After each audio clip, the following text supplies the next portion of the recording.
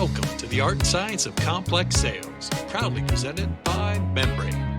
This podcast is your gateway to mastering the craft of modern selling. If you're passionate about growth, impact, and unlocking full potential in sales and revenue, you're in the right place. So don't forget to like, subscribe, and share. And now let's get started with today's guest. Hey everybody, welcome to the show. Today we are talking to Britta Lorenz of Growth Matters International and founder of Britta Lorenz Be Human. She is a sales and sales enablement expert that is focused on driving impact and growth in salespeople to really then drive impact and growth in the people they serve. Let's get started with Britta Lorenz. Britta, my friend, welcome to the Art and Science of Complex Sales. How are you? Thank you, Paul. I'm doing really well. Awesome day today and lovely to be with you. Thanks for the invite. I can't wait. I can't wait for this. And hey, for the listeners, I'm sitting over here in Columbus, Ohio. What part of the world are you in? I'm sitting in Austria in the middle of the Alps in the heart of Europe, close to Innsbruck. Oh, wow. Yes. That sounds amazing. As a, born and bred Columbus or Ohio guy, I have never been to the Alps. Well, and it's something I've always wanted to do. So I think I'm just inviting myself.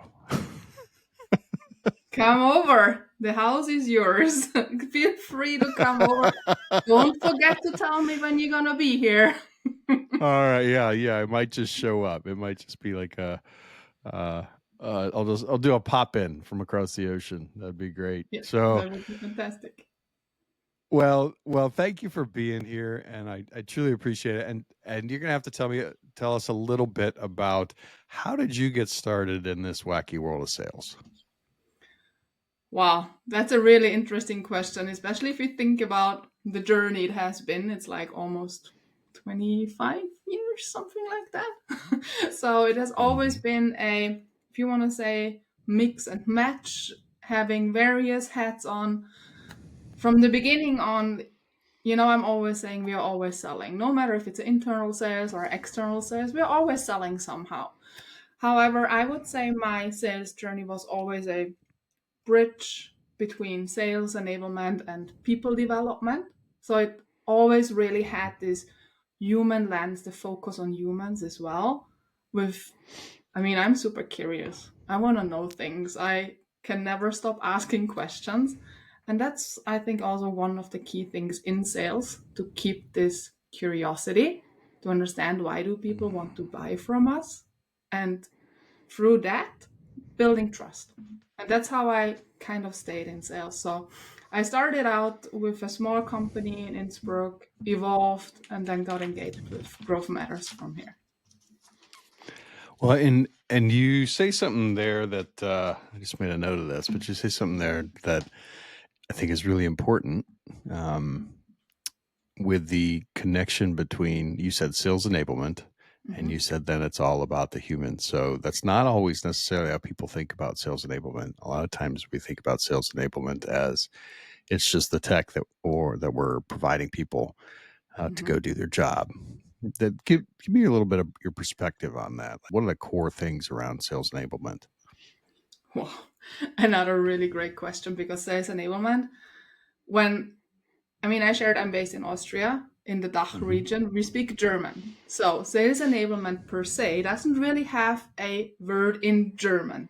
It was always translated somehow.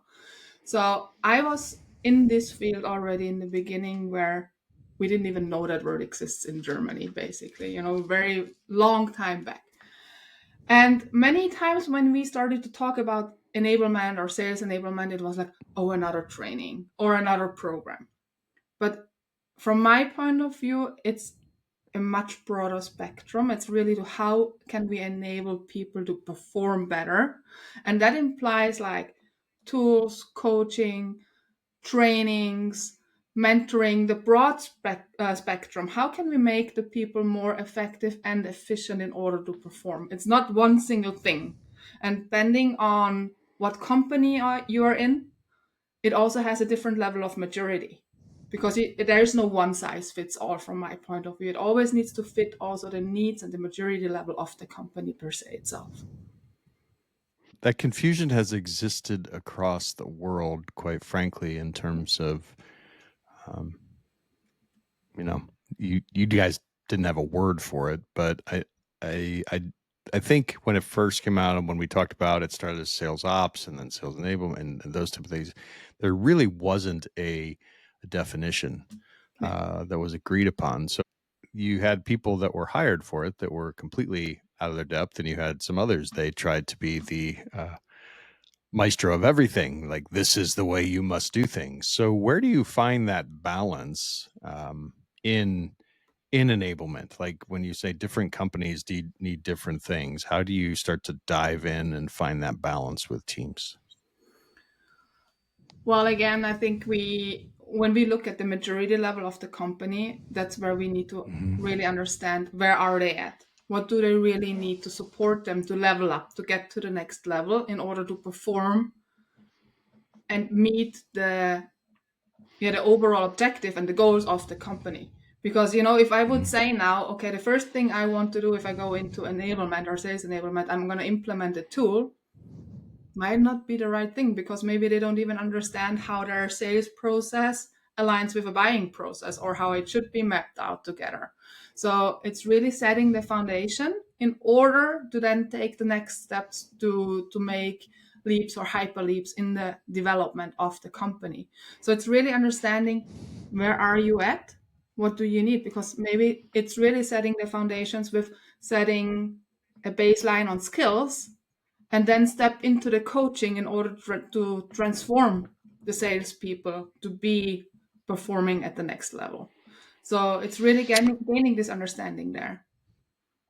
Well, so let's dive into that baseline. How do you go in with organizations then and understand this maturity level? Because you're dead on, right? As a technology, Membrain is really fascinating in that we go in and sometimes our processes that we set up need to be like 3 steps and a checkbox, and other times they're, people are building out the system that's more complex than, a German car, right? So how do you go in and start to look at that maturity level?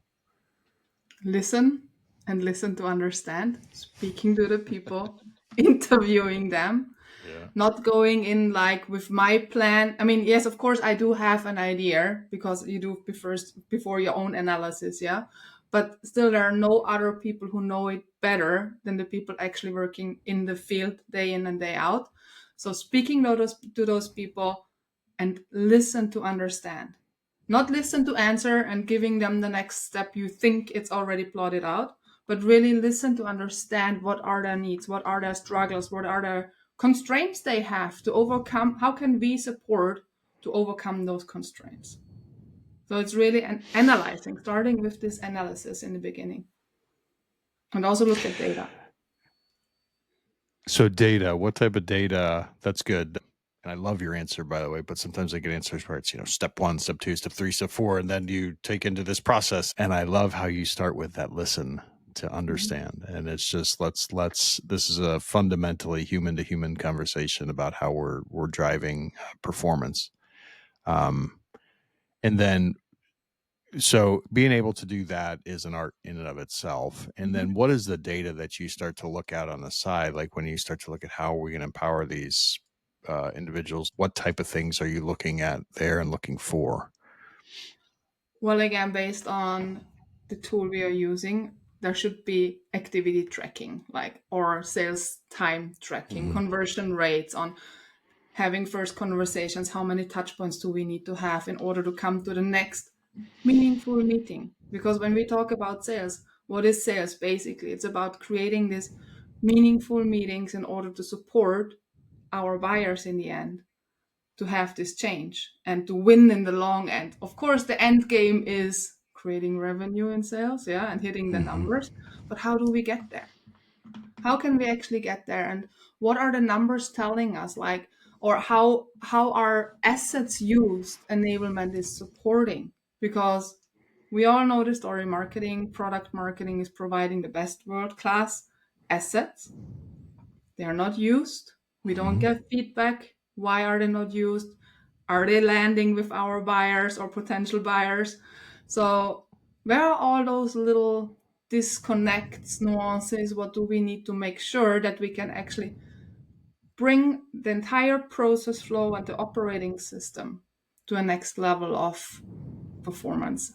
No matter if we call it great, perfect, excellent, whatever the name is, the term is in the company used. But what are those little missing gaps? Well, we skipped a question that I ask people a lot, and you just answered it with a wonderful term. And I usually ask this idea, what is sales, right? What is sales to you? And that is the first time I've heard it described as a progression of meaningful meetings. I love Yes. that. I love that. Where'd you help me understand how you came up with that and what you mean by that? How I came up with that, that's also one of the fundamental philosophies we have at GMI, that we build sales over time. And how do we build that? By having those meaningful conversations that have trust. We build these relationships with our potential clients. We have integrity. And this way, it feels like we are also helping the customer in the end and not pursuing them or chasing them for closing that deal. Yeah, it's really supporting them to create that value internally as well, because if we win the sales, the ultimate goal, win the sales. Yeah, but then if we manage to do that, we add value to the customer, we add value to our own company, and we will add value to our own pocket. If we are frankly open, it's what our salespeople, they are getting commission. So getting that, it's creating those meaningful step by step, with clarity, with progress, with understanding how can we actually support the customer in the end to win in the long game here. Well, in GMI, you focus on and for everybody, that's shorthand for Growth Matters International.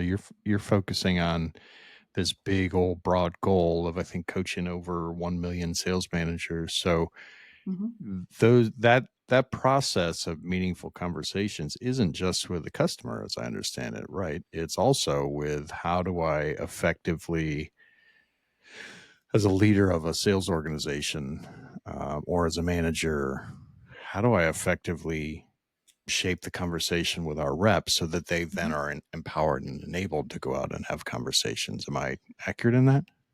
Yes, 100%. Because that's really, we can provide all the trainings on earth to our reps, which again is, here's another skill, another capability. But to become really confident, we need to make it a habit and change the behavior. And we are saying that coaching really transforms the performance, because that's when the behavior becomes this confidence. And that's, if I can call it like that, almost like the heartbeat of enablement itself.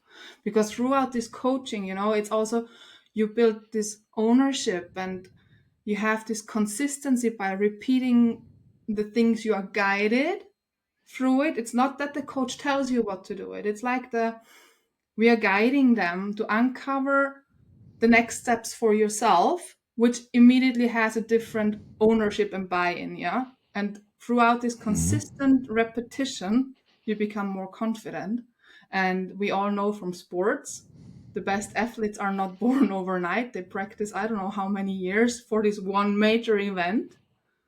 And it's the same with sales and also with coaching there. Repetition, consistently doing the same things over and over again, understanding with this feedback as well. What are maybe the blind spots? What didn't I look at?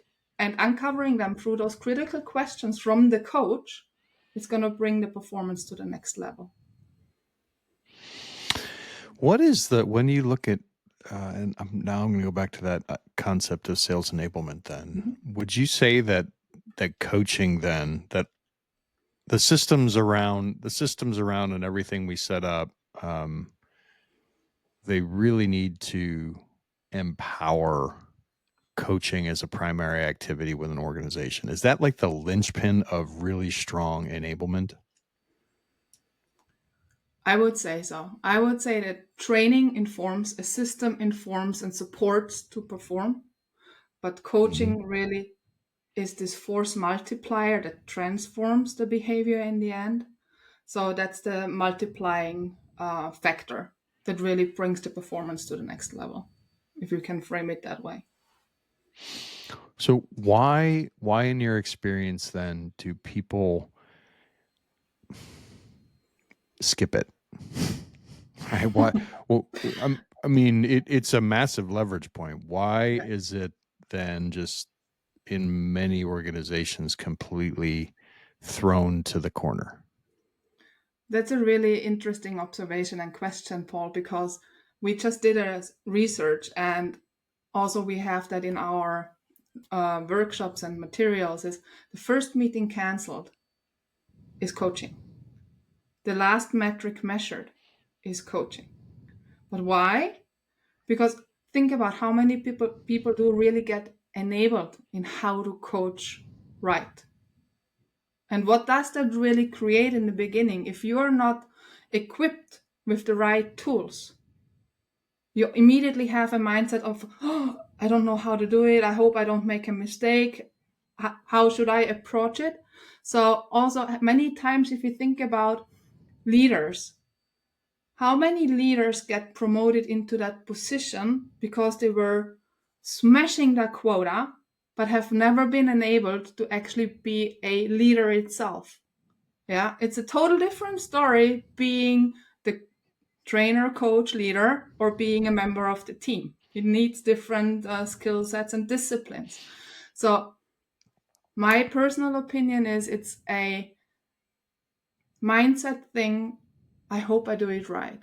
I'm worried I make a mistake. What's the consequence of that? And if we are enabling our sales managers, our leadership on how to coach with a common methodology, so everybody is speaking the same language, it's going to have a different impact. Also, when we are doing coaching, it should not feel like an audit or an inspection. Yeah, it should really give this guiding flow for the sales reps, that they also see, hey, I'm not in a interrogation here. It's actually that my manager wants to help me, wants to support me to get to the next level and to hit my numbers and perform.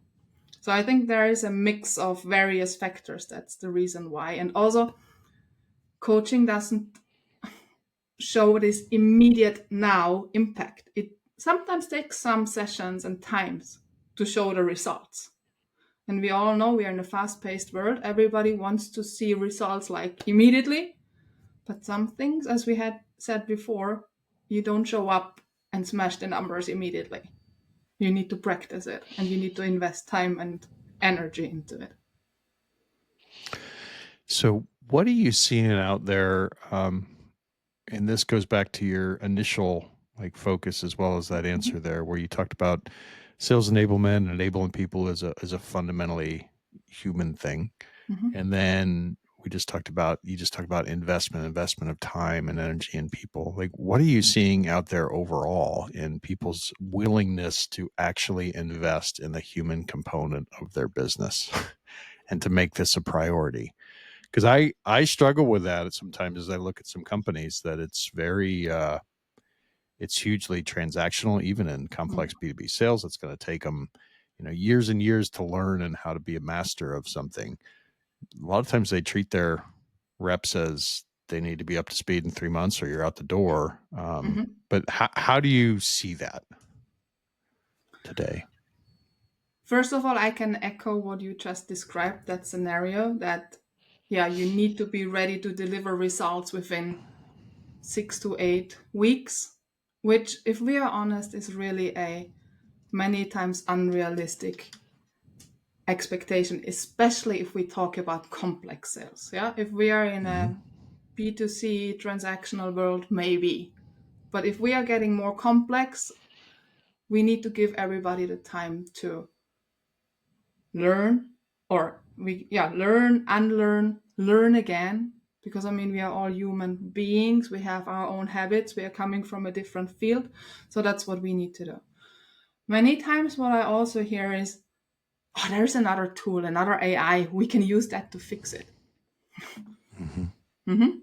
We can use AI in enablement, and it's an amplifier, but it will never, and I'm not saying never, never, but from my point of view, it will not replace this human element.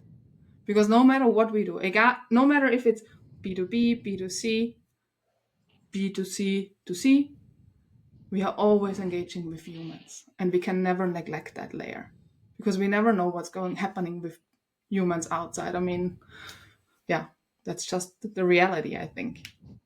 And that's also the power of humans. Yeah.